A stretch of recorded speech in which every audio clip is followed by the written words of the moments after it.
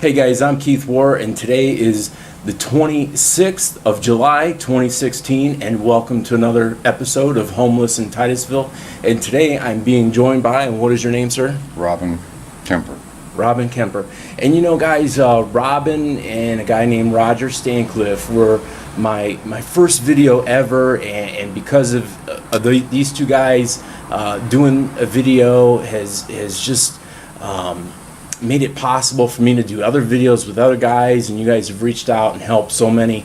And it's sad to say, but you know, Roger's still kind of doing the same thing. And today you're no longer homeless, are you? No. And what's happened to you in the past year since I talked to you? Well, I had some people sponsor me here at North Brevard Charities, and they took me back, and so I've been clean now for about 180 days. Wow, that is great to hear. Mm-hmm. And what do you think was the thing that made this possible for you? Like what was God. so God was the changing factor that made all this possible for you? Yes. And did you have a relationship with God prior to Yes. coming here? Yes. And what was it about your relationship with God that helped you, because you had one before when you were homeless and you were drinking. What changed about that relationship that made it possible? They gave me another chance to come back here, and I came back with an entirely different attitude that I just didn't want to drink or, live on the street anymore. Wow. And it's still a struggle. Sometimes you get upset and all that, but, I just pray on it and it goes away, and I'm doing wonderful. I've got a great support group. Everybody here, just is behind me 100%, so it's all working out. How long were you homeless? How long were you living on the streets? On and off, 15 years. Wow.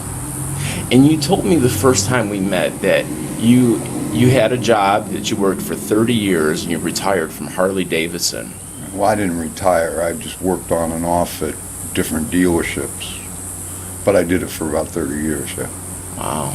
So you had a steady, dependable job and life, and I can't remember. Did you have a wife and children? I have a wife, or I had a wife, and then I also had a child, but he's 35, 36 now. And have you had any contact with him? Does he know how you're doing? Not the last year. No. No. So the last you spoke to him, he knew that you were homeless? No, I wasn't homeless at the time. I got homeless this time after I got out of prison. So you've had times where you've been homeless and then not homeless. So little times here and there that you've gone back and forth. Right. Wow. So what is the future now? Like, how long are you going to stay here? Is this indefinite? This is indefinite. As long as Joe will have me, I will be here. And what are your days like now? What do you do on a daily basis? It varies from day to day. I'll do anything. I work at the scrap yard. Whatever has to be done around here. If I have to, I work in the warehouse. If I have to, I go on the truck. Just whatever needs to be done. And so you work for them, and you also live on their property? Yeah, I don't really. I volunteer here, but my rent's kind of included in the volunteering. Okay. And how are you feeding yourself? Are they feeding you too? Well, they do, and I got food stamps, so I make it okay. Okay. And what advice do you have to other guys who are in your same situation, living on the street, who have a substance problem like you had? What advice would you give them? Pray a lot. And try to find a program that you can fit into, and the first 90 days are tough, but if you can make it that far, then you got a good shot at it. And where are you at now in your recovery? How many days do you have now? Almost 180.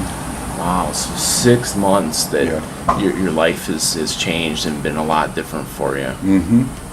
And what are some of the things that you struggle with now? Is there any you know, do you have any health ailments? Just my teeth. I got to get to a dentist sooner or later. And do you have dental care? Do you have dental insurance? No. So you have no dental, and it's something that you really need. And yeah, that's a biggie. so that's a biggie. And there's nothing that's available to you. There's nothing that's been offered or any programs that you know of. Not for dental. I'm on a waiting list for like 2 places. Wow. So Yeah. you're kind of at the mercy of different charities and stuff that'll Right. help you with dental and whatnot. Right. And what are you needing? What are you needing? Extraction? Do you need? Yeah, I need a bunch of teeth pulled. And you need dentures, probably most likely. Yeah. Wow, that's great. I'm just so happy to hear that you're doing so much better, and that things are, you know, coming together for you, and your life is so much better, and you've got this relationship with God that is getting you through. That's what's doing it. It sure ain't me. Sure isn't you, huh? Because I tried doing it on my own and it don't work. It doesn't work. Okay, wow.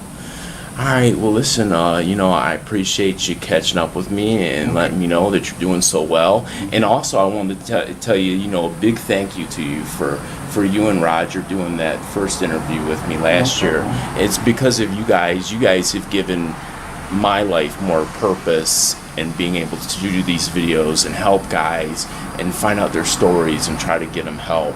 And so I would hope that, you know, in the future, if I ever need you, you know, that you'd be available to me. And, you know, I hope to check in with you, say maybe a year from now, and find out how well you're doing. So, anyways, I really appreciate you catching up with us for a minute. Thanks a lot. Thanks.